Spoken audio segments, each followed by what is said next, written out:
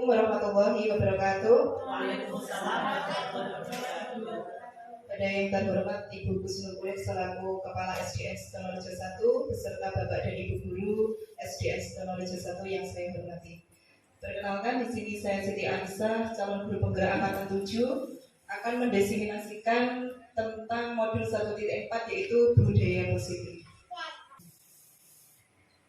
Perubahan paradigma teori kontrol atau teori pilihan atau ilusi kontrol. Nah, selama ini ternyata ilusi guru mengontrol murid. Nah, jadi yang selama ini yang dilakukan guru itu mengontrol, itu hanya ilusi. Yang kedua, ilusi bahwa kritik dan membuat seorang merasa bersalah dapat menguatkan karakter. Jadi semua itu ilusi. Yang ketiga, ilusi bahwa semua penguatan positif efektif dan bermanfaat. Yang keempat, ilusi bahwa orang dewasa memiliki hak untuk memaksa.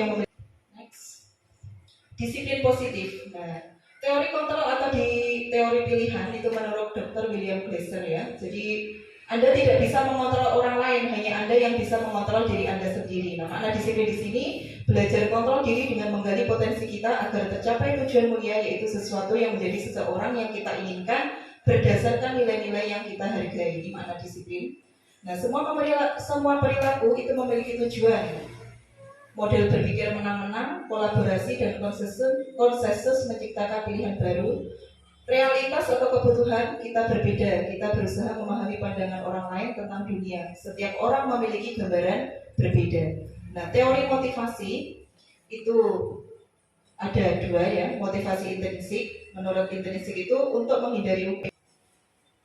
Apakah makna disiplin? Disiplin itu maknanya, itu bisa jadi versani, berasal dari kata belajar. Disiplin di sini membuat orang menggali potensi menuju sebuah tujuan apa yang dihargai. Namun dalam budaya kita, makna kata disiplin telah berkenyamanan, bukan dengan apa yang kita hargai atau pencapaian suatu tujuan yang mulia. Nah, nilai-nilai kebajikan universal itu meliputi apa saja? Nah, ini ya. Jadi kita kembali ke 5P atau P5 ya, bukan 5P, maaf. Jadi yang kita ambil yang sesuai dengan yang dicanangkan, kita kurikulum yang merdeka saja, Mbak. Nah, sekarang kita kembali ke Bapak pendidikan kita, yaitu Bapak Ki Hajar Dewantoro.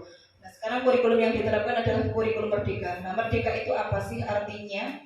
Merdeka menurut Ki Hajar Dewantoro yaitu merdeka itu tidak hanya terlepas dari perintah. Jadi makanya kok sekarang diterapkan kurikulum merdeka.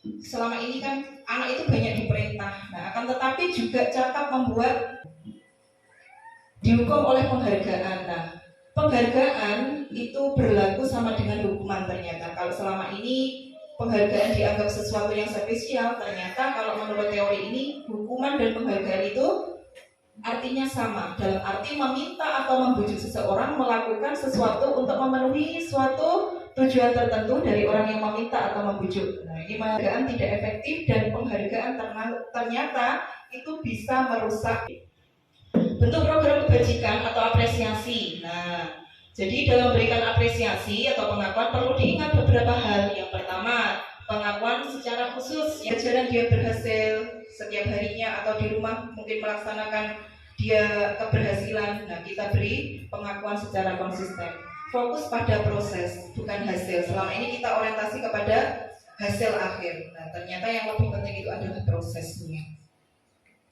Nah, contoh pengakuan atau apresiasi kebajikan. Nah, kemarin saya perhatikan, rasa empatimu besar sekali. Diminta untuk push up dirinya sendiri itu. Next. Nah, sekarang ini solusinya apa itu restitusi? Nah, untuk menghindari hukuman tadi, ada solusi yang namanya restitusi, adalah proses menciptakan kondisi bagi murid untuk memperbaiki kesalahan mereka sehingga mereka bisa kembali pada kelompok mereka dengan karakter yang lebih kuat. Ini ya. Jadi ini nanti bisa Bapak Ibu di rumah, Bapak Ibu guru kepada muridnya, ini bisa diterapkan. Nah, restitusi juga merupakan proses kolaboratif yang mengajarkan murid untuk mencari solusi untuk masalah mereka. Jadi kita mestinya ngomong dari hati ke hati sama anak itu. Anak merasa lebih dihargai, tidak dipaksakan seperti itu, dan membantu murid berpikir tentang orang seperti apa yang mereka ingin menjadi tujuan mulia dan bagaimana mereka harus memperlakukan orang lain. Ini menurut Gosen dari anak. Budaya positif itu tercipta melalui lingkungan. Yang pertama ya, berasal dari peraturan kelas. peraturan kelas kita ubah ke keyakinan kelas. Nah, dari keyakinan kelas itu bisa menciptakan lingkungan positif. Dari lingkungan yang positif, ya tercipta budaya yang positif seperti itu. Next. Nah ini ya, mungkin nanti bisa dipraktekkan di kelas Bapak Ibu guru semuanya. Kalau kemarin kita membuatnya peraturan yang seolah-olah itu memaksakan, nah mulai semester depan kita buat bersama-sama keyakinan kelas. Dari kelas nanti berasal dari keyakinan kelas kita buat ke keyakinan tingkat sekolah seperti itu. Next saja Mbak. Next. Nah selama ini yang saya terapkan saya sendiri ya. Jadi peraturan selalu kembalikan buku ke tempatnya. Nah keyakinan kelas anak-anak diminta kelas 6 sama kelas 6 tanggung jawab untuk terus lanjut next. Nah kebutuhan dasar manusia. Ternyata kenapa toh teori-teori tadi itu berpihak kepada motivasi atau kebutuhan intrinsik. Ternyata manusia itu mempunyai 5 kebutuhan. Jadi dia ingin bertahan hidup, dia juga ingin mendapatkan kasih sayang, dia juga ingin menguasai, dia ingin bersenang-senang, dan dia ingin kebebasan. Terutama ini ya, yang nomor 5. Next, jadi keyakinan dan kesepakatan. Next. Nah ini yang saya jelaskan tadi. Segitiga restitusi modelnya seperti ini. Jadi ada tindakan tiga langkah, yaitu validasi kebutuhan, menstabilkan identitas, dan menanyakan keyakinan. Next. Terima kasih. Nah, pertanyaan formatif. Nah, di sini tentunya Bapak Ibu akan menjawab dengan pertanyaan ini ya. Coba. 1. Hukuman dapat mendisiplinkan anak. Nah, setuju atau tidak? Tidak. Yang kedua, pemberian hukuman dengan hal positif seperti membaca atau membersihkan halaman sekolah dapat meningkatkan disiplin anak. Bagaimana? Setuju Bapak Ibu atau tidak? Ada yang setuju, ada yang tidak setuju. Yang ketiga, memberi penghargaan dapat meningkatkan motivasi belajar anak. Setuju atau tidak setuju? Ada yang setuju, ada yang tidak setuju. Nanti kita kupas dalam materi budaya positif ini. Nah, perubahan paradigma teori kontrol atau teori pilihan atau ilusi kontrol. Nah, selama ini ternyata ilusi guru mengontrol murid. Nah, jadi yang selama ini yang dilakukan guru itu mengontrol, itu hanya ilusi. Yang kedua, ilusi bahwa kritik dan membuat seorang merasa bersalah dapat menguatkan karakter. Jadi semua itu ilusi. Yang ketiga, ilusi bahwa semua penguatan positif efektif dan bermanfaat. Yang keempat, ilusi bahwa orang dewasa memiliki hak untuk memaksa. Jadi yang selama ini kita lakukan ternyata itu hanya sebuah ilusi. Perubahan paradigma stimulus respon teori kontrol atau teori pilihan. Nah, siapa sesungguhnya yang memiliki kontrol? Stimulus respon, kita mencoba mengubah orang agar berpandangan sama dengan kita.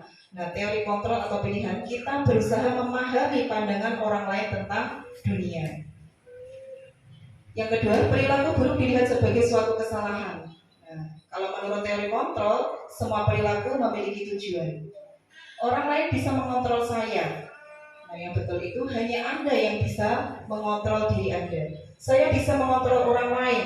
Nah, ternyata menurut teori kontrol yang benar itu adalah Anda tidak bisa mengontrol orang lain. Jadi yang mengontrol itu kembali lagi ke diri sendiri. Pemaksaan ada pada saat bujukan gagal. Nah, yang betul, kolaborasi dan konsensus menciptakan pilihan-pilihan baru. Mode berpikir menang atau kalah. Nah, yang betul, model berpikir menang-menang. Tidak ada yang kalah di sini. Next. Disiplin positif. Nah, teori kontrol atau di teori pilihan itu menurut Dr. William Glasser ya. Jadi Anda tidak bisa mengontrol orang lain, hanya Anda yang bisa mengontrol diri Anda sendiri. Nah, makna disiplin di sini belajar kontrol diri dengan menggali potensi kita agar tercapai tujuan mulia, yaitu sesuatu yang menjadi seseorang yang kita inginkan berdasarkan nilai-nilai yang kita hargai. Ini makna disiplin. Nah, semua perilaku itu memiliki tujuan. Model berpikir menang-menang, kolaborasi dan konsensus menciptakan pilihan baru. Realitas atau kebutuhan kita berbeda. Kita berusaha memahami pandangan orang lain tentang dunia. Setiap orang memiliki gambaran berbeda.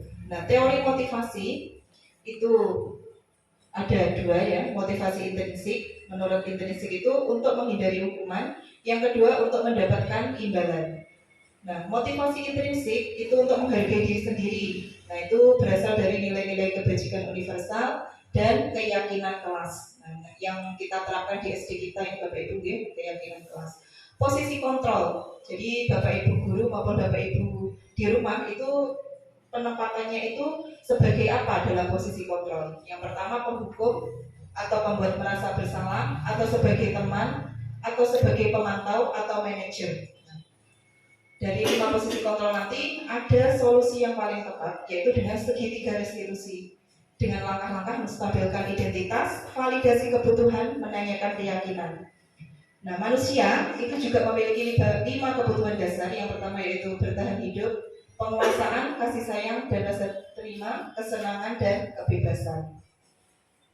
Apakah makna disiplin? Disiplin itu maknanya, itu bisa jadi ngetersani, berasal dari kata belajar. Disiplin di sini membuat orang menggali potensi menuju sebuah tujuan apa yang dihargai.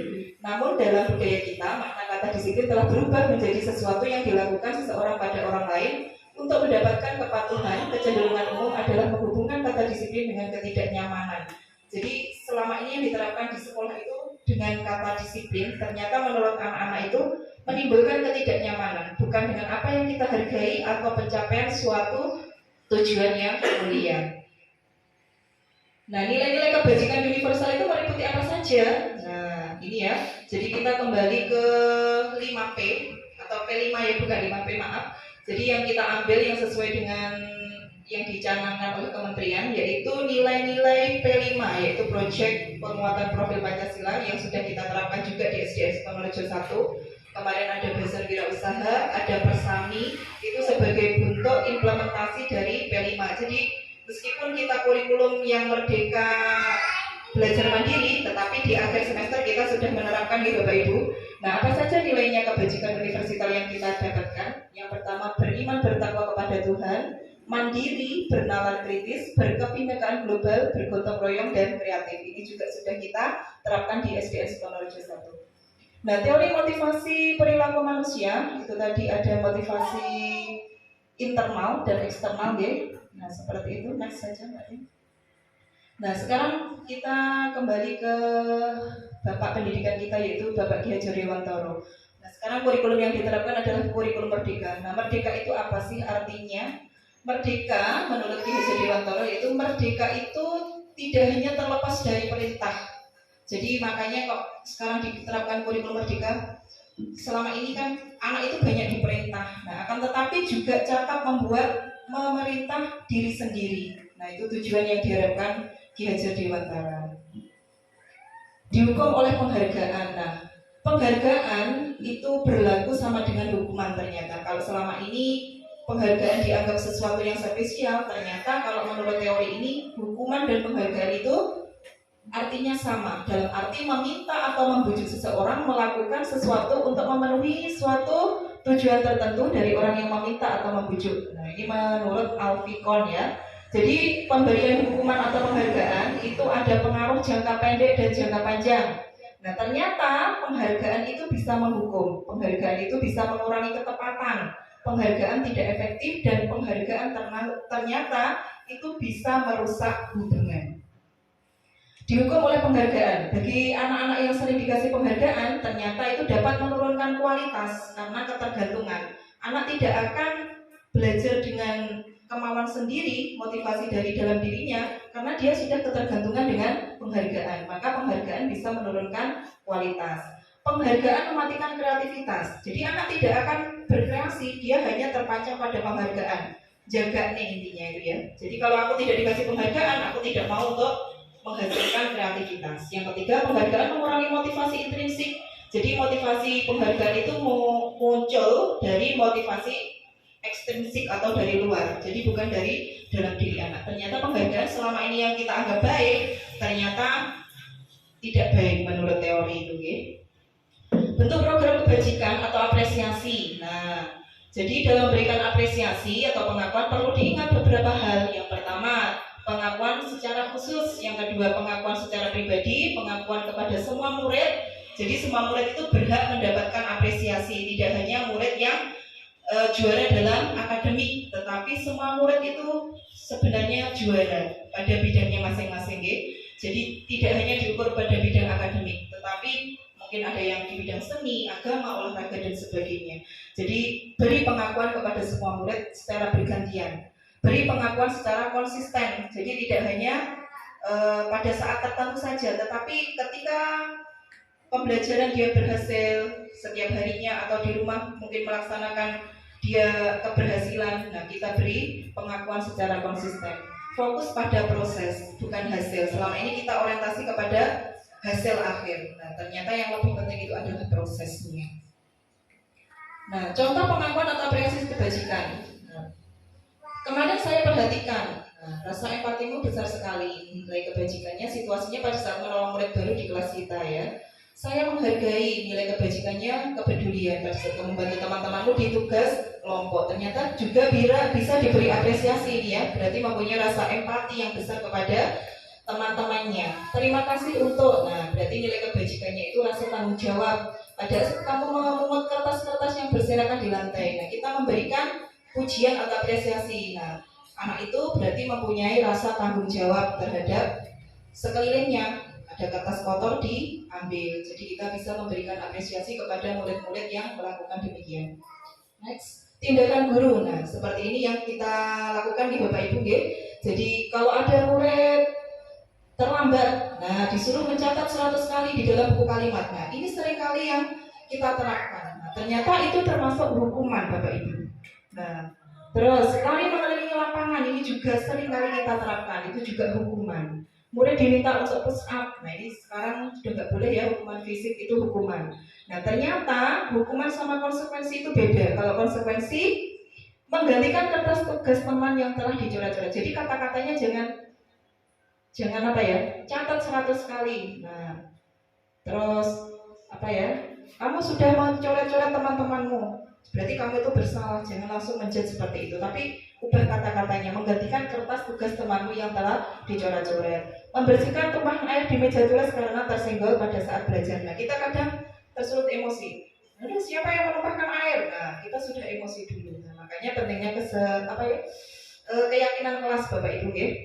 Murid disuruh untuk mengenakan sepatu seharian di sekolah karena tidak mengenakan sepatu hitam, hukuman. Jadi kita selama ini, termasuk saya juga, sering lebih ke hukuman daripada konsekuensi. Contohnya anak-anak upacara tidak lengkap, ayo siapa yang tidak lengkap disuruh maju bersih-bersih, ternyata hukuman. Nah, sebelum kita hukuman, makanya perlu membuat suatu keyakinan. Keyakinan tidak hanya di kelas, tapi juga keyakinan sekolah bisa kita terapkan. Jadi anak-anak itu merasa lebih dihargai, motivasi bisa timbul dari dalam diri anak. Begitupun juga di rumah, ya, tidak hanya di sekolah. Lari mengelilingi lapangan basket 2 kali karena terlambat 10 menit untuk pelajaran PJOK. Konsekuensi beda kan dengan kalimat yang pertama, langsung catat 100 kali. Kalimat kedua, mengelilingi lapangan basket 2 kali. Berbeda dengan yang terakhir, lari mengelilingi lapangan basket 2 kali. Ada alasannya di situ dijelaskan, karena terlambat 10 menit dan ini sudah disepakati di awal. Seperti itu bedanya hukuman dan konsekuensi. Next. Perbedaan hukuman dan konsekuensi. Nah, ini hukuman menyakitkan. Pasti anak itu pegel kalau dihukum. Rasa punya dendam, menjadi anak semakin menjadikan agresif karena dihukum, ya.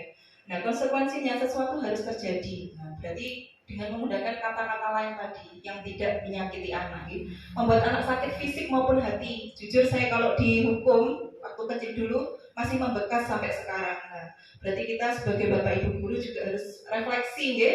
Jadi anak-anak itu memang lahir dengan kodratnya, bawaannya memang seperti itu.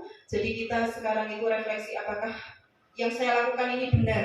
Nah, anak menghargai disiplin. Kalau kita dengan konsekuensi, anak itu lebih menghargai, tidak pegel sama gurunya, tidak dendam seperti itu. Nah, mari kita belajar untuk mengubah budaya positif dan disiplin positif di SDN dan Sutonorejo 1 ini, ya. Yang ketiga, paksaan. Jadi hukuman itu anak merasa terpaksa. Ayo anak-anak sekarang ini harus selesai saat ini juga. Merasa terpaksa dia itu. Jadi tidak timbul dari dirinya sendiri. Nah, kita kembali lagi ke konsekuensi tadi dengan keyakinan kelas yang kita buat. Mendorong anak menyakiti diri sendiri. Akhirnya kalau dihukum itu pegel, ego. Akhirnya timbul rasa dendam dan menyebabkan anak semakin liar. Wegel aku diseneni guruku, wegel aku memang dihina dengan kata-kata guru yang menyakitkan. Nah, mari kita ubah semuanya. Anak belajar untuk menyembunyikan kesalahan. Akhirnya dari hukuman-hukuman yang diberikan oleh Bapak Ibu, baik di rumah maupun di sekolah, anak menjadi berbohong untuk menghindari apa? Hukuman. Nah, seperti itu, ya. Anak belajar untuk memahami aturan. Mari kita ajak anak itu untuk memahami aturan, bukan hukuman. Marah, rasa bersalah, dipermalukan, merasa tak dihargai. Nah, kita sering Bapak Ibu guru semua di sekolah mesti mengalami. Saya juga kadang ya, karena masih khilaf. Jadi, ayo siapa yang hari ini terlambat? Nah, biasanya dipermalukan, maju di sini. Teman-temannya pasti menyoraki. Siapa yang hari ini pakainya tidak lengkap? Disuruh maju. Nah, itu anak merasa malu. Akhirnya dalam hati itu dendam. Pegel aku mati di sini guruku. Terus dapat nilai sedikit. Gurunya langsung, wow, kamu hari ini dapat 0, silahkan digoreng di rumah sana. Itu anak pasti pegel dendam. Karena sudah dipermalukan di depan teman-temannya. Nah, untuk saat ini maka kita buat anak senyaman mungkin dengan keyakinan yang kita buat bersama anak-anak. Kita ajak anak-anak supaya anak-anak itu melaksanakan dengan motivasinya yang dalam dirinya sendiri itu. Next. Nah, sekarang ini solusinya apa itu restitusi? Nah, untuk menghindari hukuman tadi, ada solusi yang namanya restitusi. Adalah proses menciptakan kondisi bagi murid untuk memperbaiki kesalahan mereka sehingga mereka bisa kembali pada kelompok mereka dengan karakter yang lebih kuat. Ini ya. Jadi ini nanti bisa Bapak Ibu di rumah, Bapak Ibu guru kepada muridnya, ini bisa diterapkan. Nah, restitusi juga merupakan proses kolaboratif yang mengajarkan murid untuk mencari solusi untuk masalah mereka. Jadi kita istilahnya ngomong dari hati ke hati sama anak itu. Anak merasa lebih dihargai, tidak dipaksakan seperti itu, dan membantu murid berpikir tentang orang seperti apa yang mereka ingin menjadi tujuan mulia dan bagaimana mereka harus memperlakukan orang lain. Ini menurut Gosen 2004. Nah, di sini ada ya, hukuman itu menciptakan identitas gagal. Jadi anak yang dihukum itu bahwa dia sudah dijudge atau dinyatakan gagal. Nah, beda dengan konsekuensi dan restitusi. Nah, itu ya, menurut anak itu sesuatu yang menyakitkan harus terjadi. Nah, kalau konsekuensi itu sesuatu harus terjadi. Kalau restitusi merupakan pilihan. Jadi anak ditawarkan, kalau kamu melakukan kesalahan ini, kamu sebaiknya bagaimana? Nah, dikembalikan ke anak, biar anak itu timbul motivasi dalam dirinya. Hukuman membuat tidak nyaman. Nah, untuk murid anak untuk jangka panjang. Kalau konsekuensi tidak nyaman untuk murid atau anak jangka waktu pendek. Kalau restitusi itu menguatkan murid ya dalam jangka waktu panjang. Nah, korban mendapatkan keadilan. Nah, bisa sampai sini ya. Jadi ini intinya bedanya antara hukuman, konsekuensi, dan restitusi. Ini nanti kita praktekkan untuk di lembaga kita supaya lembaga kita itu menjadi lebih baik, diminati, menciptakan sekolah yang ramah anak, lingkungan yang nyaman. Nah, itu yang kita kehendaki ya Bapak Ibu. Oke, lanjut next. Nah, ciri-ciri restitusi ya. Jadi bukan untuk menebus kesalahan, namun untuk belajar dari kesalahan, memperbaiki hubungan, tawaran bukan paksaan. Restitusi menuntut untuk melihat ke dalam diri sendiri. Restitusi mencari kebutuhan dasar yang mendasari tindakan. Restitusi diri adalah cara yang paling baik. Restitusi fokus pada karakter bukan tindakan. Okay? Jadi untuk membentuk karakter anak. Restitusi fokus pada solusi. Nah, di sini solusinya restitusi mengembalikan murid yang berbuat salah pada kelompoknya supaya dia merasa tidak dikucilkan, tidak dihukum. Nah, itu gunanya restitusi. Next. Mengapa tidak peraturan saja? Mengapa harus keyakinan? Nah, selama ini Bapak Ibu guru membuatnya peraturan. Nah, ternyata keyakinan itu bisa mendukung motivasi intrinsik, kembali ke nilai-nilai keyakinan. Jadi bisa memunculkan motivasi dari dalam diri anak. Budaya positif itu tercipta melalui lingkungan. Yang pertama ya, berasal dari peraturan kelas. Peraturan kelas kita ubah ke keyakinan kelas. Nah, dari keyakinan kelas itu bisa menciptakan lingkungan positif. Dari lingkungan yang positif akhirnya tercipta budaya yang positif seperti itu. Next. Nah, ini ya, nanti bisa dipraktekkan di kelas Bapak Ibu guru semuanya. Kalau kemarin kita membuatnya peraturan yang seolah-olah itu memaksakan, nah mulai semester depan kita buat bersama-sama keyakinan kelas. Dari kelas nanti berasal dari keyakinan kelas kita buat ke keyakinan tingkat sekolah seperti itu. Next saja Mbak. Next, lanjut. Nah, seperti ini ya bedanya peraturan dan keyakinan kelas. Nah, selama ini yang saya terapkan saya sendiri ya. Jadi peraturan selalu kembalikan buku ke tempatnya. Nah, keyakinan kelas anak-anak diminta kelas 6 sama kelas 6 tanggung jawab untuk mengembalikan buku ke tempatnya setelah dibaca. Bedanya seperti itu. Dilarang mengganggu orang lain. Nah, selama ini kan kata-katanya seperti itu. Nah, kita membuat keyakinan kelas kalau dilarang mengganggu orang lain berarti sikap kebajikannya kan menghormati. Berarti setiap kelas 6 wajib menghormati dengan orang lain. Kata-katanya diganti biar pas anak-anak itu merasa tidak terpaksa seperti itu Bapak Ibu. Hadir di sekolah 15 menit sebelum pembelajaran, ini peraturan. Jadi anak-anak dipaksa, aku disuruh hadir 15 menit. Nah, nilai keyakinannya menghormati orang lain atau berkomitmen. Jadi setiap kelas 6 berkomitmen untuk hadir tepat waktu dan sebagainya. Jadi menghindari kata-kata dilarang, kamu harus melakukan ini seperti itu biar anak-anak merasa dihargai, ya. Terus lanjut next. Nah, kebutuhan dasar manusia.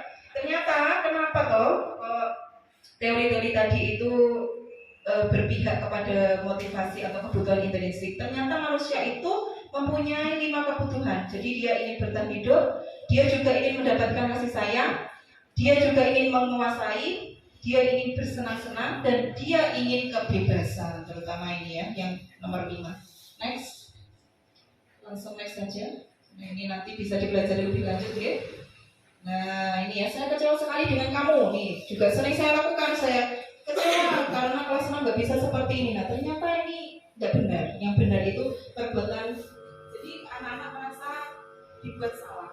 Itu yang sering saya lakukan juga selama ini. Kamu tidak pernah melakukannya. Jadi seolah-olah anak-anak itu merasa dihukum. Makanya mulai sekarang kita Bapak Ibu guru belajar bersama-sama. Saya juga masih mau belajar demi untuk anak didik kita kembali ke lembaga kita supaya lebih nyaman anak-anak di sekolah di sini, dan Bapak Ibu guru juga mempercayakan kepada lembaga kita untuk menyekolahkan putra-putrinya di sini. Nah, selama ini yang kita lakukan, guys. Saya juga itu. Okay, next.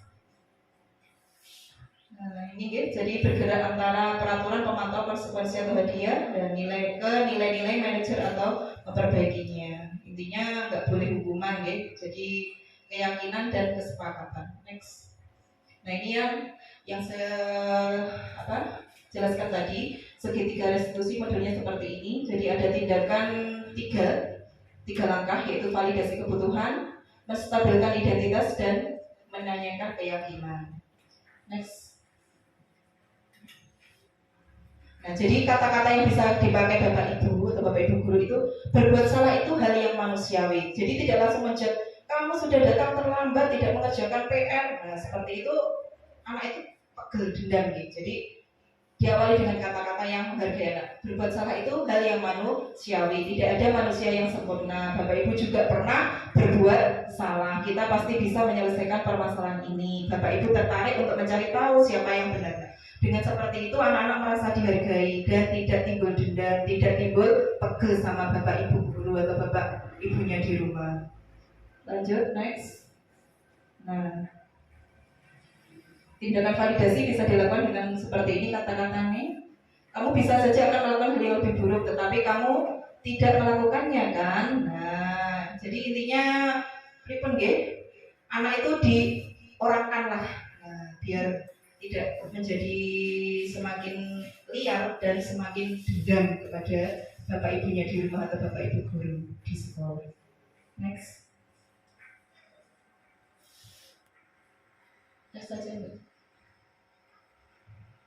Nah, ini kata-kata yang bisa dilakukan ya. Apakah kamu ingin berbuat lebih baik? Apakah saat ini kamu sudah menjadi orang yang kamu inginkan? Nah, banyak kata-kata yang kita gunakan supaya anak-anak itu mau menerima. Jadi kalau langsung dimarahi anak itu, saya yakin pasti dendam dan pegel. Nah, itu yang sering kali kita lakukan. Saya juga masih sering khilaf juga. Jadi ya ini saya mau sharing aja kepada Bapak Ibu guru. Mari kita mulai berubah sedikit demi sedikit ya, supaya anak-anak, karena anak-anak itu berhak mendapatkan haknya ya di sekolahan, kasih sayang dari Bapak dan Ibu guru dan juga dari Bapak dan Ibunya di rumah. Next, refleksi. Nah, dilewati aja nih. Next. Terima kasih. Nah, demikian tadi sedikit pengalaman berbagi saya kepada Bapak dan Ibu guru di SDN Sutonorejo 1. Semoga hal yang sedikit ini bisa bermanfaat untuk kita semua, khususnya Bapak Ibu guru yang berada di lembaga SDN Sukarnorejo 1, dan semoga lembaga SDN Sukarnorejo 1 menjadikan lembaga yang lebih baik untuk kedepannya. Terima kasih, saya akhirkan. Wassalamualaikum warahmatullahi wabarakatuh. Waalaikumsalam. Keyakinan kelas, masuk keyakinan kelas. Di sini akan dijelaskan tentang keyakinan kelas. Nah, mengapa tidak peraturan saja? Mengapa harus keyakinan kelas? Nah, mengapa kita memiliki peraturan harus menggunakan helm bila mengendarai kendaraan roda 2? Mengapa kita memiliki peraturan 3M menggunakan masker, mencuci tangan, dan menjaga jarak 1,5 meter? Mengapa kita memiliki peraturan harus datang tepat waktu pada saat mengikuti pelatihan? Untuk mendukung motivasi intrinsik, kembali ke nilai-nilai keyakinan, lebih menggerakkan seseorang dibandingkan mengikuti serangkaian peraturan-peraturan. Makanya kita membuatnya ke keyakinan kelas daripada peraturan dengan tujuan untuk meyakinkan. Budaya positif. Nah, budaya positif itu terbentuk dari yang pertama peraturan kelas. Nah, peraturan kelas nanti kita jabarkan menjadi sebuah keyakinan kelas. Nah, dari keyakinan kelas yang sudah disepakati, nanti akan terbentuklah lingkungan yang positif. Dari lingkungan positif tersebut, maka akan menciptakan budaya positif. Nah, dari contoh ini, yang mana yang merupakan keyakinan kelas? Mengapa? Nah, contohnya di sini ada kesepakatan kelas, datang tepat waktu, mengucapkan salam, menjaga kebersihan sekolah, berdoa sebelum dan sesudah kegiatan, aktif dalam pembelajaran, dan tertib. Nah, kesepakatan kelas, contohnya bedanya peraturan, yang di sini peraturan, yang sana kesepakatan. Bedanya yaitu kami, jadi disepakati warga kelas, guru dan murid yang saling menyayangi. Jadi dilibatkan semua warga kelasnya. Kami murid yang semangat belajar. Kami murid yang peduli dengan teman-teman. Itu bedanya peraturan kelas dengan keyakinan kelas atau kesepakatan kelas. Kegiatan pendalaman keyakinan kelas dalam bentuk tabel T dan Y. Hormat, kami meyakini bahwa sangat penting untuk menghormati semua orang dan barang milik orang lain. Bekerja, kami meyakini bahwa sangat penting untuk mengerjakan segala pekerjaan atau mengikuti kegiatan yang telah ditugaskan. Jadi nilainya yang atas itu nilai keyakinan kelasnya adalah nilai hormat, yang bawah itu nilai bekerja, terus yang ketiga itu nilai diterima dan dimiliki. Kami meyakini bahwa sangat penting untuk merasa diterima pada suatu kelompok dan saling peduli satu dengan yang lain. Itu yang terdapat pada nilai keyakinan kelas. Nah, kegiatan pendalaman keyakinan kelas terdengar. Nah, kalau mendengarkan satu orang berbicara, yuk saya bantu, kita bisa selesaikan ini bersama. Terima, tolong ya, permisi. Terlihat berempati terhadap perasaan orang lain, memegang barang milik orang lain hanya dengan izinnya, mendengarkan dengan seksama, senantiasa berbuat baik dan berbagi, berperilaku contohnya tersenyum ramah, memberikan salam hormat dengan berjabat tangan, namaste, melakukan tangan di dada, memberikan ruang bekerja, postur tubuh yang tenang. Jadi keyakinan kelas itu bisa dalam bentuk terdengar, bisa dalam bentuk terlihat, dan bisa diaplikasikan dalam bentuk perilaku seperti yang digambarkan pada tabel Y. Nah, di sini next saja ya. Nah, contoh di sini ya yang termasuk peraturan. Nah, kalau peraturan selalu kembalikan buku ke tempatnya. Nah, keyakinan kelasnya yang dituju di sini adalah rasa tanggung jawab. Dilarang mengganggu orang lain. Nah, keyakinan kelasnya di sini adalah menghormati orang lain. Kalau peraturan hadir di sekolah 15 menit sebelum pembelajaran, berarti nilai keyakinan kelasnya adalah menghormati orang lain atau berkomitmen. Nah, bedanya ini ya peraturan dan keyakinan. Dilarang melakukan kekerasan. Nah, kalau keyakinan kelas yaitu untuk keselamatan, nah bisa menghormati orang lain. Dilarang menggunakan narkoba, berarti ini nilai keyakinannya untuk menjaga kesehatan. Bergantian atau menunggu giliran. Nah, nilai keyakinan kelas yang ingin dituju yaitu saling menghormati terhadap orang lain dan melatih bersabar. Peraturan, gunakan masker. Keyakinan kelas yang dibentuk di sini tujuannya adalah untuk menjaga kesehatan. Kalau kita sudah yakin bahwa menggunakan masker itu untuk kesehatan, maka akan muncul motivasi intrinsik dari dalam diri kita tanpa diperintah pun kita akan bermasker seperti itu. Jangan berlari di kelas atau koridor. Nah, maksud dari keyakinan kelasnya, nah untuk keselamatan, kalau peraturan kan jangan berlari. Nah, kita yakinkan dulu kepada murid atau anak-anak. Nah, jalanlah dengan pelan atau berjalanlah di tempat berjalan, gunanya untuk keselamatan. Diyakinkan dulu. Kalau sudah yakin, anak-anak nanti pasti akan timbul motivasi dalam dirinya tanpa diperintah seperti itu. Nah, di sini kebutuhan dasar manusia dan dunia berkualitas. Selanjutnya ya. Nah, kebutuhan dasar manusia itu ada 4 di sini, yaitu ada 5 ya. Yang pertama, rasa kasih sayang dan diterima. Setiap manusia itu punya kebutuhan rasa kasih sayang. Terus manusia itu juga punya rasa ingin menguasai. Nah, itu juga terjadi pada anak-anak. Nah, kebutuhan mempunyai rasa kesenangan. Yang keempat, kebebasan. Dan yang kelima, bertahan hidup. 5 posisi kontrol. Nah, di sini 5 posisi kontrol itu, yaitu yang pertama itu sebagai penghukum, yang kedua pembuat orang merasa bersalah, yang ketiga sebagai teman, yang keempat pemantau, dan yang kelima manajer. Nah, selama ini yang banyak digunakan itu guru selalu menempatkan posisinya itu sebagai penghukum, pembuat orang merasa bersalah, dan teman.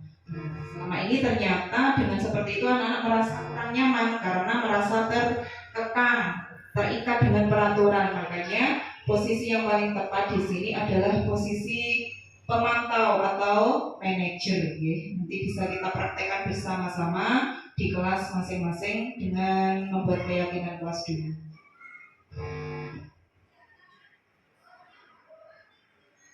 Next. Nah, di sini ya ada contoh-contoh pernyataan. Saya kecewa sekali dengan kamu. Nah, ini biasanya refleks siapa yang mengatakan. Nah, membuat orang merasa bersalah kalau anak-anak mendengar kata-kata seperti itu. Kamu tidak pernah melakukannya, berarti anak-anak merasa dihukum. Ayolah lakukan ayolah lakukan demi ibu atau bapak. Berarti posisi guru di sini memposisikan sebagai teman. Apakah kamu mau mendapatkan stiker bintang hari ini? Nah, itu digunakan posisi guru sebagai pemantau. Bagaimana kamu bisa menyelesaikan masalah ini? Nah, berarti memposisikan sebagai manajer ya, guru kepada murid. Kamu selalu paling akhir. Nah, di sini berarti dia memposisikan sebagai penghukum. Ternyata dengan posisi sebagai penghukum, posisi sebagai membuat merasa bersalah, membuat siswa itu tidak nyaman. Siswa merasa terkekang dan siswa itu merasa dendam ya, karena dihukum gurunya, selalu dipersalahkan sama gurunya. Kalau posisi sebagai teman, kadang siswa itu kurang menghargai gurunya karena dia merasa terlalu asik dengan gurunya sehingga lupa kalau dia harus menjaga etika kepada gurunya juga. Jadi yang paling tepat kita lakukan ketika anak-anak merasa bersalah atau melakukan kesalahan, kita itu sebaiknya memosisikan diri sebagai pemantau atau manajer. Nah, yang paling tepat itu manajer, itu yang keempat tadi ya. Bergerak antara. Nah, di sini ada peraturan, ada pemantau, ada konsekuensi kepada dia. Nilai-nilainya, nilai manajer dan memperbaikinya. Contohnya kalau kamu tidak titik-titik, saya akan titik-titik. Diberi hukuman untuk membuat tidak nyaman. Apa yang kamu yakini, bagaimana memperbaiki masalah ini? Memperbaikinya, kita berdua mendapatkan apa yang kita butuhkan. Jadi beda ungkapan dengan kata-kata yang diberikan antara peraturan dan keyakinan. Segitiga restitusi. Nah, apa sih segitiga restitusi itu? Segitiga restitusi itu adalah upaya untuk menyetabilkan ya, ketika anak itu melakukan sebuah kesalahan. Jadi kita tidak langsung memosisikan sebagai penghukum maupun pembuat kesalahan, tetapi kita selesaikan dengan namanya segitiga restitusi. Nah, di sini ada tahapan. Yang pertama yaitu validasi kebutuhan. Yang kedua, menstabilkan identitas. Yang ketiga, menanyakan keyakinan. Nah, dalam validasi kebutuhan itu, apa yang ditanyakan? Nah, kamu tentu punya alasan mengapa kamu melakukan itu. Jadi ketika anak-anak merasa melakukan kesalahan, tidak langsung dimarahi, tidak langsung dihukum, tidak langsung dipermalukan, merasa dijadikan pembuat kesalahan. Tapi kita tanya dulu dengan validasi kebutuhan. Kamu tentu punya alasan mengapa melakukan itu. Adakah cara yang lebih efektif untuk mendapatkan apa yang kamu butuhkan? Nah, seumpama dia ngambil punya temannya. Nah, ini bisa diterapkan. Adakah cara yang efektif untuk mendapatkan apa yang kamu butuhkan? Terus yang kedua, langkahnya menstabilkan identitas. Nah, berarti ke anak itu guru mengatakan setiap orang pasti melakukan kesalahan. Nah, itu namanya menstabilkan identitas. Kamu bukan satu-satunya yang pernah melakukan ini. Terus yang ketiga, langkahnya menanyakan keyakinan. Nilai-nilai apakah yang telah kita sepakati? Jadi kita sebelumnya sudah membuat kesepakatan kelas. Sesuanya kita ingatkan. Kalau kita sudah membuat kesepakatan kelas, berarti kalau kamu tadi melakukan ini, berarti kamu telah tidak mentaati keyakinan kelas. Jadi seperti itu. Kamu ingin menjadi orang seperti apa? Jadi itu namanya menanyakan keyakinan, dikaitkan dengan keyakinan kelas kita. Nah, contohnya ini ya, menstabilkan identitas. Anak yang merasa gagal karena berbuat salah menjadi positif terhadap dirinya. Berbuat salah itu hal yang manusiawi. Tentunya semua orang pernah melakukan kesalahan. Tidak ada manusia yang sempurna. Bapak Ibu juga pernah berbuat salah. Kita pasti bisa menyelesaikan permasalahan ini. Bapak Ibu tidak tertarik untuk mencari tahu siapa yang benar, siapa yang salah. Bapak Ibu lebih tertarik untuk menyelesaikan masalah ini. Kalau kamu menyalahkan dirimu sendiri secara terus-menerus, apakah kamu bersikap baik pada dirimu sendiri? Nah, ini ya, cara menstabilkan identitas ketika ada siswa yang melakukan kesalahan. Kemudian langkah validasi kebutuhan. Nah, apa yang harus dikatakan guru? Guru berkata, kamu bisa saja melakukan hal yang lebih buruk, tapi kamu tidak melakukannya kan? Kamu pasti punya alasan mengapa melakukannya. Apa yang penting bagi kamu? Kamu boleh tetap berusaha menjaga sikap itu, tapi tambahkan sikap yang lain yang baru. Maukah kamu belajar cara lain untuk mendapat yang kamu butuhkan tanpa harus memukul-mukul? Apakah kamu bisa melakukan dengan lebih baik besok lagi? Ya, cara validasi kebutuhan. Nah, yang ketiga, langkah yang ketiga menanyakan keyakinan. Bagaimana guru berkata, apa nilai yang kita percaya di kelas atau sekolah kita? Kita kembalikan lagi kepada keyakinan kelas yang sudah kita sepakati bersama dengan warga kelas. Nilai-nilai universal apa yang telah kita sepakati? Kelas yang ideal itu seperti apa sih? Nah, anak-anak kita ajak untuk mengingat kembali tentang keyakinan kelas yang sudah disepakati. Kamu ingin jadi anak seperti apa? Nah, kita tanyakan. Apa yang kamu rasakan ketika kamu melakukan itu? Kamu menjadi orang yang seperti apa?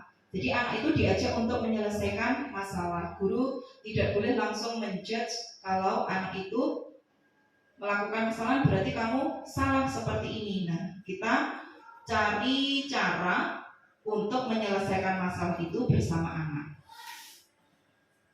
Intervensi 30 detik. Next aja nih. Nah, setelah itu mengadakan refleksi ya. Next.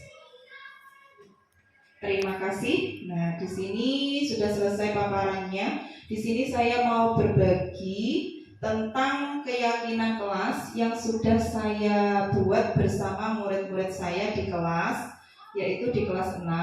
Nah, ini ada contoh-contoh dari proses keyakinan kelas yang sudah saya buat bersama anak-anak kelas 6. Di sini nanti tidak mau.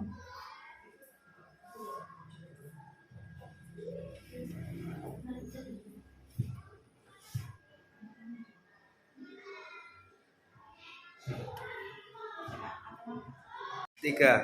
Nah, ini saya mau berbagi praktek baik yang sudah saya lakukan di kelas saya, Bapak Ibu. Di sini saya mengajak anak-anak untuk menyusun keyakinan kelas di kelas 6. Langkah yang saya lakukan yang pertama yaitu memberitahu kepada anak-anak Nah, keyakinan kelas apa saja yang ingin anak-anak buat dan disepakati bersama di kelas 6. Saya libatkan anak-anak semuanya untuk menuliskan keyakinan kelas. Bahan-bahan yang dibutuhkan yang pertama yaitu kertas manila, terus spidol, sama kertas sticky note yang bisa ditempel. Langkah yang pertama, anak-anak dibagikan kertas sticky note, menuliskan ide atau pendapatnya tentang keyakinan kelas yang dibuat di kelas 6. Setelah itu mereka dengan bekerja sama dengan warga kelas menuliskan ke dalam kertas manila tersebut dan menempelkan menempelkan hasil tulisan pada kertas sticky note-nya pada kertas manila. Maaf, bukan menempelkan tapi menuliskannya seperti ini. Jadi anak-anak merasa dilibatkan dalam penyusunan keyakinan kelas itu.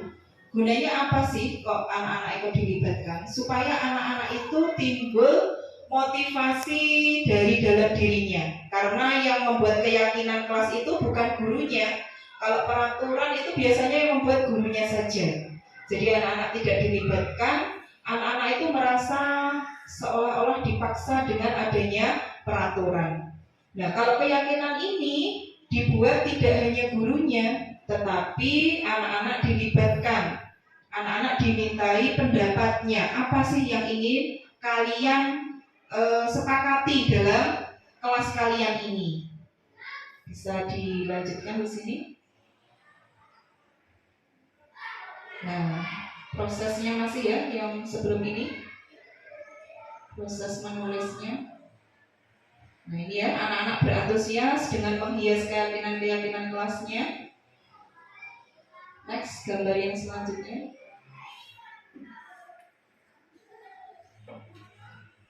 Nah, yang menempel sebelumnya ini mungkin bisa ditunjukkan.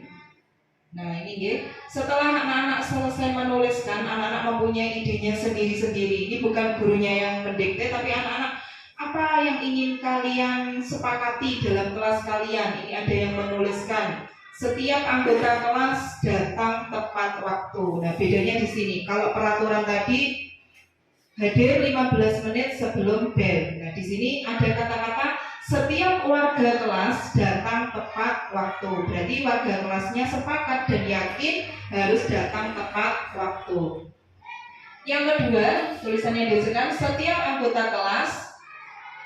Nah, coba yang ini ya. Setiap anggota kelas melaksanakan piket dengan penuh tanggung jawab. Kalau peraturan biasanya tertuliskan piket datang lebih awal. Nah, di sini ada kata-kata setiap anggota kelas. Berarti semua warga kelas melaksanakan keyakinan kelasnya.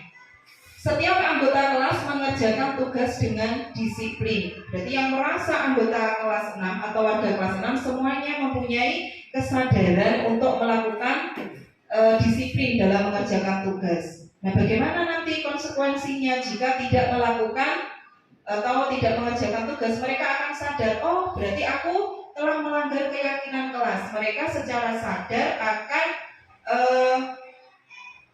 mendapatkan konsekuensi sesuai dengan yang telah disepakati. Contohnya, ketika ada anak datang terlambat. Nah, karena ini di kelas 6 ya, ada anak datang terlambat padahal keyakinan kelasnya setiap anggota kelas datang tepat waktu. Mereka tidak langsung masuk. Teman-temannya pasti mengingatkan, oh berarti aku hari ini datang terlambat, aku tidak boleh mengikuti pelajaran untuk jam pertama, aku harus menunggu jam pertama dulu selesai. Konsekuensinya seperti itu. Jadi dia seumpama jam pertama 35 menit, dia telat ada 20 menit, jadi dia menunggu di luar karena bisa mengganggu pelajaran teman yang lainnya, seperti itu. Terus yang keempat, saling menghargai. Nah, jadi kalau ada temannya yang membuli atau ada yang mengolok-olok, mereka saling mengingatkan. Itu loh keyakinan kelas. Jadi semua warga kelas itu saling menghargai. Mereka akan sadar. Nah, konsekuensinya kalau di kelas saya itu saya suruh anak-anak menuliskan apa yang dilanggar itu pada kertas sticky note. Jadi nanti di kertas sticky note, kertas yang bisa ditempel itu, anak-anak menuliskan hari ini aku tadi apa ya yang telah aku perbuat, pelanggaran apa ya. Nah, nanti ditempelkan. Kalau sudah ditempelkan, nanti akan dihitung itu sesuai dengan kesepakatan kelas yang ada di kelas 6. Anak-anak akan mendapatkan konsekuensi sesuai dengan pelanggaran yang dilakukan. Yang kelima, berkomitmen tidak membuli antar teman. Nah, di sini nanti ketika ada teman yang membuli, yang lain itu mengingatkan. Nah, itu loh keyakinan kelas kita sudah tertulis dan disepakati warga kelas. Nah, ini seharusnya ditandatangani ya. Kemarin anak-anak saya minta tanda tangan. Nah, jadi anak-anak masing-masing itu tanda tangan dengan keyakinan kelas yang sudah dibuat, mengingatkan ini Bu tadi membuli. Nah, tanpa gurunya menghukum atau memarahi, temannya sudah mengingatkan kalau membuli berarti kamu konsekuensinya apa. Setiap anggota kelas perlu merasa aman dan nyaman. Yang ketujuh, berkomitmen memakai seragam lengkap. Ini mulai dijalankan. Jadi bagi yang tidak lengkap, anak-anak yang lainnya pasti akan protes dia. Ini Bu tidak sesuai dengan keyakinan atau kesepakatan kelas kita. Jadi mereka dengan kesadaran diri menuliskan apa yang telah dilanggar pada kertas sticky note itu dan mereka tempelkan, nanti dihitung sebanyak berapa pelanggarannya. Nah, konsekuensinya apa kalau dia melanggar seperti itu. Yang ke-8, setiap anggota kelas menaati perintah guru. Jadi apa yang diperintahkan Bapak Ibu guru untuk pembelajaran, kalau tidak mau melakukan juga ada konsekuensi. Coba yang gambar menempelkan ya. Nah ini ya, menempelkan gambar next. Nah ini ya, jadi anak-anak karena prosesnya dibuat bersama, nah keyakinan kelas ini disepakati juga ditempelkan di tempat yang mudah dilihat oleh warga kelas, bisa di tembok atau di papan. Nah, jadi semua warga kelas nanti akan selalu ingat ini keyakinan kelas yang kita sepakati. Terus dalam membuat keyakinan kelas itu kata-katanya yang mudah diingat, jadi tidak usah terlalu panjang dan tidak usah terlalu banyak. Selama ada 20, nah nanti anak-anak akan kesulitan mengingat karena banyaknya keyakinan yang telah dibuat. Nah ini prosesnya ya, anak-anak menuliskan ide-idenya setelah tadi menulis di sticky note, kemudian ditulis di kertas kertas manila. Nah ini yang menulis juga anak-anak sendiri, kreasi dari anak-anak sendiri. Dengan melibatkan anak-anak dalam pembuatan keyakinan kelas, diharapkan anak-anak itu timbul kesadaran dari dalam dirinya, supaya anak-anak itu tidak terpaksa, tidak merasa tertekan dengan adanya peraturan yang biasanya hanya dibuat oleh gurunya saja. Ini ya, berbagi saya tentang proses pelaksanaan budaya positif atau disiplin positif di kelas saya.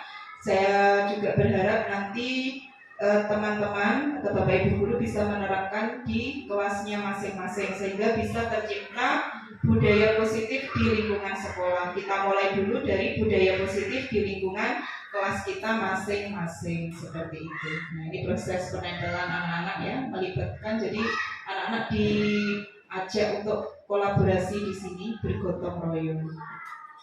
Nah demikian tadi, ini untuk contoh keyakinan kelas yang sudah saya terapkan di kelas saya. Nah, selain itu saya juga mau berbagi tentang pelaksanaan segitiga restitusi kepada siswa. Di sini saya mengambil 2 kasus. Yang pertama ini adalah kasus dari anak yang sering tidak mengerjakan PR. Nah, di sini anaknya saya panggil. Nah, saya menerapkan segitiga restitusi, yaitu ada 3 unsur tadi. Yang pertama memvalidasi masalah, menstabilkan dan menanyakan keyakinan. Di sini ternyata dia sering tidak mengerjakan PR itu alasannya tidur larut malam. Nah, kenapa kok tidur larut malam? Saya tanyakan. Karena dia main game di HP-nya. Nah, kenapa main game? Katanya dia ingin menjadi seorang pemain game yang handal. Nah, setelah saya validasi, apa penyebab dia sering tidak mengerjakan PR, tidur larut malam. Nah, saya akhirnya menstabilkan masalah dengan cara menjadi pemain game itu bagus boleh, tetapi untuk menjadi pemain game yang handal itu juga perlu belajar.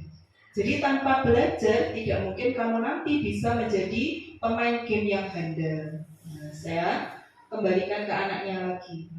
Berarti kalau kamu tidak mengerjakan PR, kamu telah melanggar keyakinan kelas, tidak melaksanakan mengerjakan tugas. Nah, apa yang ingin kamu perbaiki dari hal yang sudah kamu lakukan ini? Kamu ingin seperti apa? Akhirnya dia menjawab, nah saya ingin belajar lebih giat lagi, tidak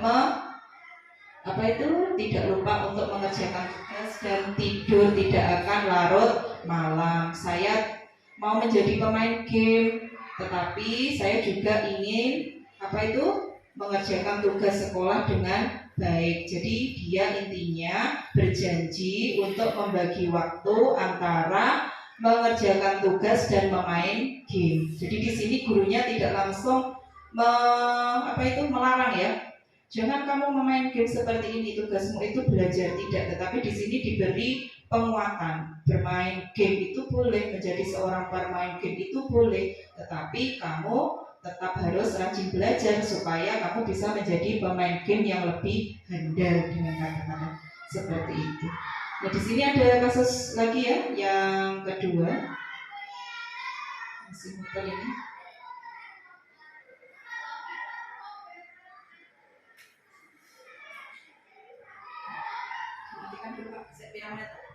Ini contoh yang segitiga restitusi. Kan saya mengambil 2 kasus. Kasus yang kedua ini adalah kasus anak yang sering terlambat ke sekolah.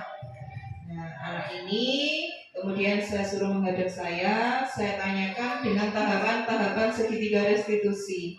Yang pertama, saya validasi dulu. Apa yang menyebabkan kamu kok sering terlambat sekolah? Nah, anak ini menjawab, karena tidurnya kemalaman, Bu. Saya tanyakan lagi, kenapa kamu kok tidurnya kemalaman? Ternyata kasusnya sama dengan yang kasus pertama tadi. Kalau tadi tidak pernah kerjakan PR, kalau ini tidur kemalaman, bangunnya kesiangan. Nah, nyapo kok sampai tidur malam-malam? Ternyata juga sama, main game. Nah, kasus yang sama ya. Kasusnya main game. Saya tanya lagi. Nah, ini tidak janjian dengan kasus yang pertama ya anaknya. Kamu kok main game sampai larut malam? Kamu hobinya apa? Ya main game, Bu. Nah, cita-cita kamu ingin apa? Sama ternyata. Ingin menjadi seorang pemain game yang handal, ingin menjadi konten kreator katanya. Di sini saya kuatkan dengan menstabilkan masalah. Nah, menjadi pemain game bisa di play kembali ya. Menjadi pemain game yang handal itu bagus boleh. Nah, dari situ nanti kamu juga akan bisa mendapatkan penghasilan kalau kamu memang menjadi seorang konten kreator yang handal, pemain game yang handal. Tetapi kamu juga harus tetap rajin belajar. Saya sama dengan kasus pertama tadi. Tanpa belajar, kamu tidak akan bisa menjadi seorang pemain yang profesional, tidak bisa menjadi seorang konten kreator yang kreatif. Jadi harus diimbangi dengan belajar. Nah, akhirnya saya tanyakan lagi, apa yang bisa kamu lakukan supaya kamu itu tidak tidur larut malam lagi dan tidak terlambat ke sekolah. Akhirnya anak itu menjawab, nah saya akan berjanji akan tidur tidak larut malam. Nah, mengatur waktu kapan menyelesaikan tugas dan kapan bermain game. Karena saya kembalikan ke keyakinan kelas. Dia sadar bahwa dia harus datang tepat waktu. Kalau dia tidak datang tepat waktu, berarti dia telah melanggar keyakinan kelas yang telah disepakati. Nah, dari sini anaknya sadar dan berjanji dia tidak akan mengulangi kesalahan yang sama. akan mengatur waktu tidurnya lebih tidak larut malam, dan mengerjakan tugas dulu sebelum dia akan main game. Jadi dengan anaknya menyatakan kesanggupannya itu, nah di sini anak merasa tidak mendapatkan hukuman, tidak dibuat merasa bersalah, tetapi kita ajak untuk menyelesaikan masalah atau mencari solusinya supaya anak tersebut tetap bisa belajar, tidak terlambat, dan dia juga tetap bisa main game sesuai dengan hobinya, seperti itu. Nah, kiranya demikian dari Bapak Ibu di sini. Kalau ada kasusnya di kelas, bisa mempraktekkan dengan segitiga restitusi yang sudah saya aplikasikan ya di kelas saya. Jadi ada perubahan apa tidak ketika guru itu melakukan dengan cara menghukum atau langsung membuat dia merasa bersalah dengan cara diselesaikan dengan cara segitiga restitusi. Nah, demikian ya pemaparan dan sesi berbagi saya tentang praktek baik yang sudah saya lakukan di kelas. Nah, di sini nanti saya akan meminta testimoni dari Bapak atau Ibu guru tentang diseminasi budaya positif ini. Nah, saya mohon kepada Bu Vivin, saya persilakan.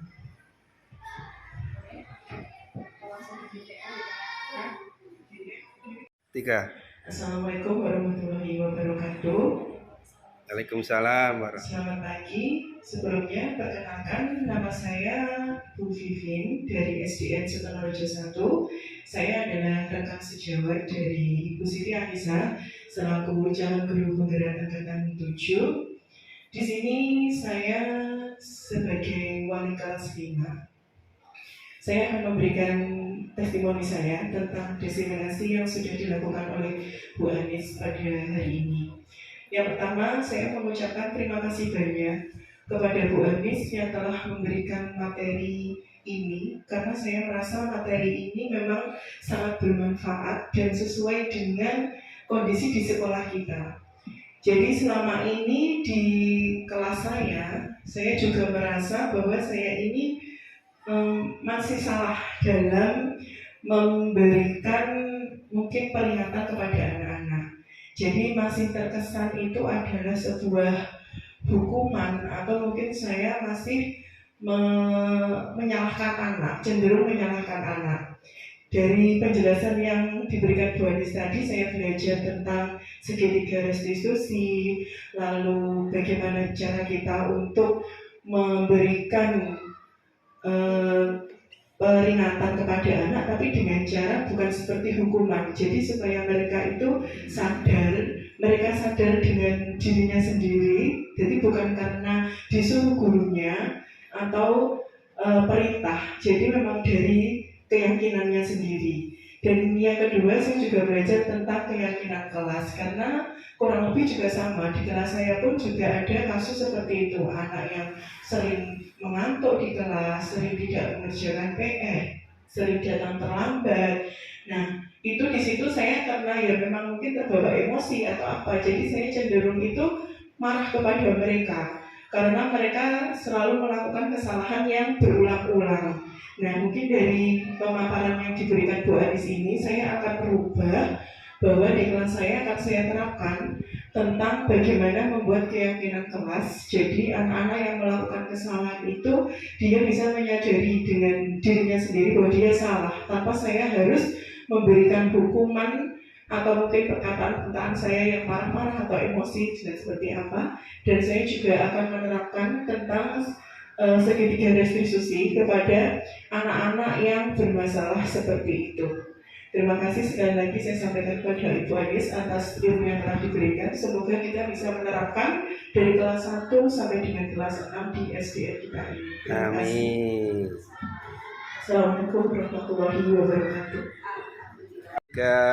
Assalamualaikum warahmatullahi wabarakatuh. Waalaikumsalam warahmatullahi wabarakatuh. Perkenalkan, nama saya Adi Kusnati Hikmah, guru mapel PAI di SDN Sutonorejo 1 dan teman sejawat dari Bu Siti Anissa calon guru penggerak angkatan 7. Di sini saya ingin memberikan testimoni saya terhadap diseminasi budaya positif yang sudah dijelaskan oleh Bu Siti Anissa. Sebelumnya saya juga berpikiran sama seperti yang lainnya, kalau misalnya mendidik anak-anak itu bisa dengan cara hukuman dan dengan diberikan pujian. Ternyata selama ini yang saya yakini itu adalah keyakinan yang masih keliru atau masih salah. Seharusnya posisi kita terhadap anak-anak itu tidak serta-merta memberi hukuman saja, tetapi seharusnya kita memberikan keyakinan kepada mereka bahwa apa yang mereka lakukan itu adalah suatu kesalahan. Sehingga dari diseminasi budaya positif yang sudah dijelaskan oleh Bu Siti Anissa membuat saya menjadi berpikir kalau anak-anak seharusnya itu diberikan keyakinan terlebih dahulu ketika awal masuk pelajaran seperti itu. Mereka memiliki kesepakatan kelas untuk membuat mereka menjadi disiplin. Apalagi bagi saya yang guru mapel PAI yang mengajar tidak hanya satu kelas tetapi dari kelas rendah sampai kelas tinggi, menurut saya ini sangat diperlukan, apalagi di kelas 1 yang notabene dia masih anak-anak yang memerlukan fondasi untuk kedisiplinannya nanti. Nah, dengan adanya diseminasi ini tadi, saya menjadi lebih berpikiran terbuka. Kalau misalnya kita sebagai guru itu memposisikan diri kita sebagai manajer mereka, sebagai yang memberikan mereka motivasi bahwa apa yang mereka kerjakan itu adalah atas dasar keyakinan diri mereka sendiri, sehingga terbentuk dalam dirinya pola pikir untuk disiplin tanpa harus kita paksa seperti itu. Nah, banyak sekali sebenarnya kasus yang ada di sekolah kita, bagaimana anak-anak itu masih belum disiplin, seperti kegiatan sholat duha yang selalu kita lakukan setiap pagi. Itu kadang masih banyak anak-anak yang tidak membawa mukena maupun membawa sarung. Nah, mungkin untuk pembelajaran ke depan bisa diberikan kesepakatan atau keyakinan kelas terlebih dahulu, sehingga mereka nanti akan mengetahui kalau konsekuensi mereka tidak membawa sarung, tidak membawa mukena itu adalah konsekuensi yang sudah mereka sepakati sebelumnya, seperti itu. Sehingga dari hal kecil itu mereka itu sudah menumbuhkan sisi disiplin, sisi positif yang ada di dalam diri mereka. Itu seperti itu. Terima kasih. Wassalamualaikum warahmatullahi wabarakatuh. Waalaikumsalam warahmatullahi wabarakatuh.